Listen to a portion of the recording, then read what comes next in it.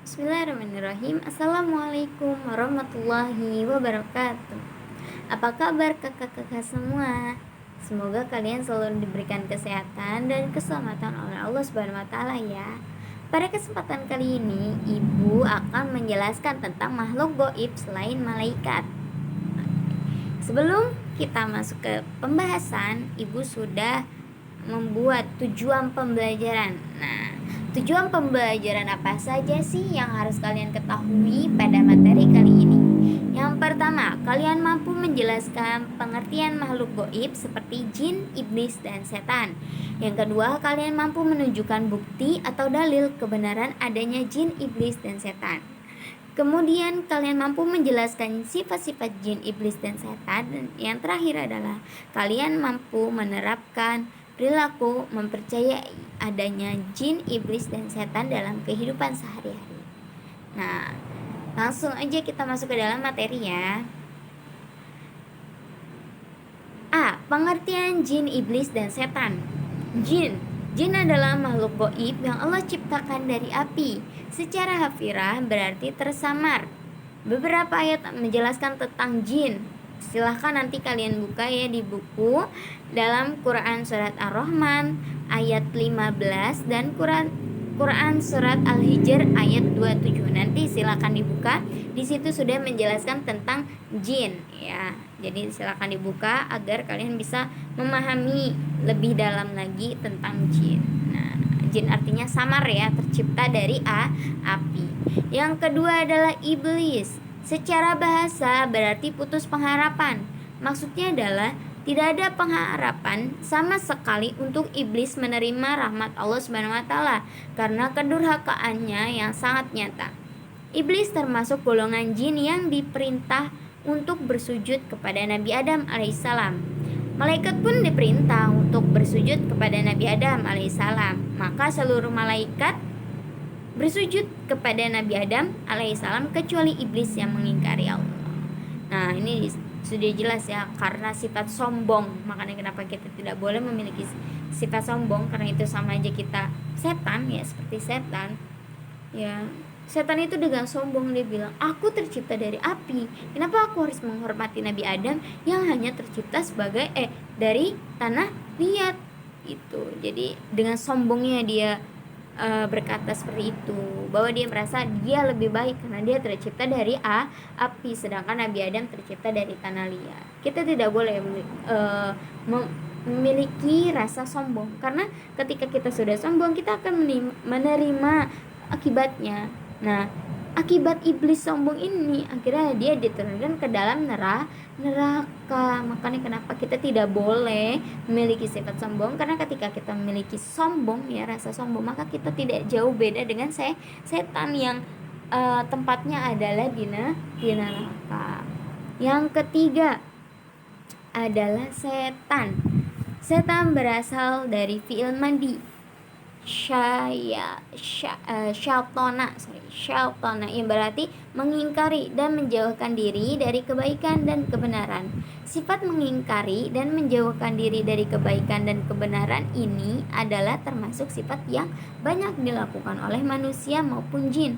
Oleh karena itu, siapa saja yang mengingkari dan menjauhkan diri dari kebaikan dan kebenaran maka termasuk dalam golongannya.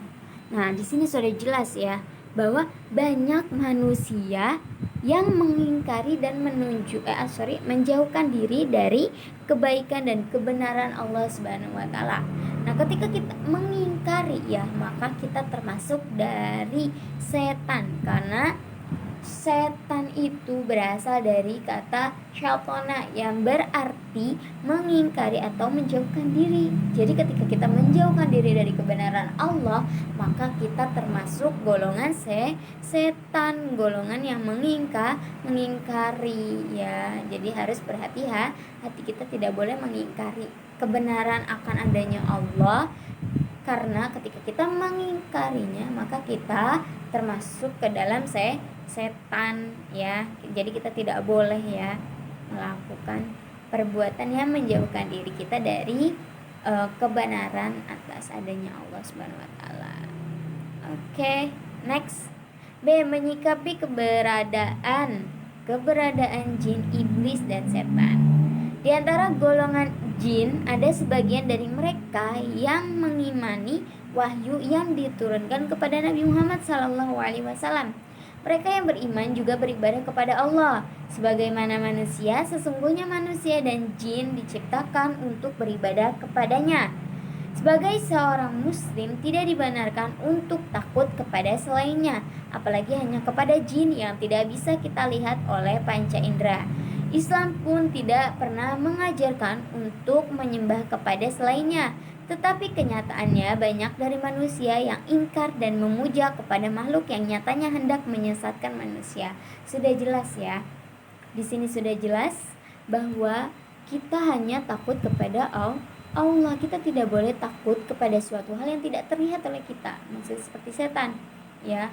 Itu setan itu tidak bisa kita lihat dengan panca indera, ya. Kita tidak bisa melihat mereka, maka kita tidak boleh takut, dan sudah seharusnya kita takut hanya kepada Allah Subhanahu wa taala. Jadi selain Allah, kita tidak boleh takut, ya. Takut binatang, takut setan, takut ular, takut yang lainnya, kita tidak boleh, ya. Kita hanya perlu takut kepada Allah, ya. Insya Allah Allah akan menjauhkan sesuatu yang membahayakan kita. Jadi kita tidak boleh takut kepadanya, kepada selainnya. Nah, sifat jin yang ini, ya, jin itu ada dua, ada yang baik, ada yang buruk.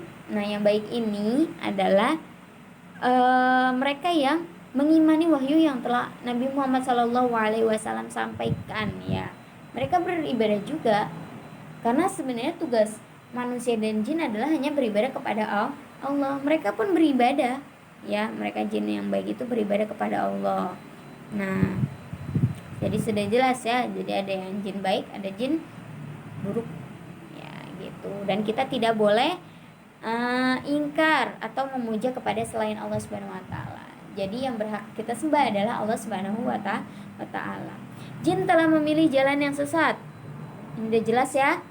Yang bertugas untuk selalu menggoda manusia agar memiliki banyak teman nanti di neraka. Jadi jin itu ngegodain kita terus nih selama di dunia. Karena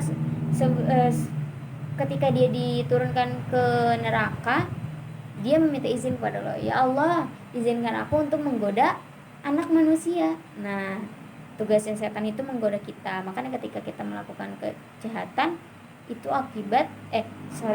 itu adalah godaan setan. Mereka gencar menggoda manusia untuk masuk ke dalam salah satu golongannya yang mengingkari kebenaran dari Allah Subhanahu wa taala. Sampai hari akhir nanti mereka akan selalu menjerumuskan manusia dari kebenaran Allah yang ditunjukkan melalui rasulnya. Jadi nanti tugas setan itu menggoda kita sampai hari akhir, sampai mereka memiliki banyak golongan atau pengikut.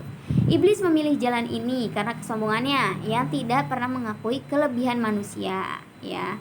Ini iblis, ya. Jadi iblis itu yaitu tidak mau menghormati Nabi Adam. Karena kesombongannya ini, akhirnya dia diturunkan ke dalam neraka. Namun tidak sepatutnya kita menyalahkan iblis atas setiap dosa yang kita lakukan, karena kesadaran diri kita. Ya, misalkan ketika kita melakukan dosa secara sadar, maka itu bukan dari setan lagi, tapi dari kita pribadi. Jadi jin itu udah kalah pintar sama manusia, karena terkadang kesalahan yang kita buat adalah sesuatu yang bukan dari jin tapi dari kita sendiri, gitu. Bahkan mungkin jin pun mikir, ya, kayaknya aku tidak perlu menjerumuskan manusia karena aku yang diajarin, gitu. Setiap, ya, misalkan setan, ya, jadi setan itu bilang, jadi kayaknya malah setan yang diajarin perilaku yang menjerumuskan, ya, seperti itu. Nah, sudah seharusnya kita berintrospeksi diri dengan cara melakukan muhasabah dan perhitungan terhadap semua yang kita lakukan, yang telah kita lakukan. Jadi daripada kita menyalahkan setan, ya, yang tidak ada gunanya karena dia tidak terlihat, sudah sebaiknya kita untuk bermuhasabah diri, ya. Jadi memperbaiki diri kita dengan mengingat dosa-dosa yang telah kita perbuat, dan terus beristighfar, mohon ampunan kepada Allah untuk dimaafkan atas segala apa yang telah kita perbuat sebelumnya, dosa-dosa yang telah kita buat. Oke. Sekian yang dapat Ibu sampaikan, kurang lebihnya Ibu mohon maaf. Wassalamualaikum warahmatullahi wabarakatuh.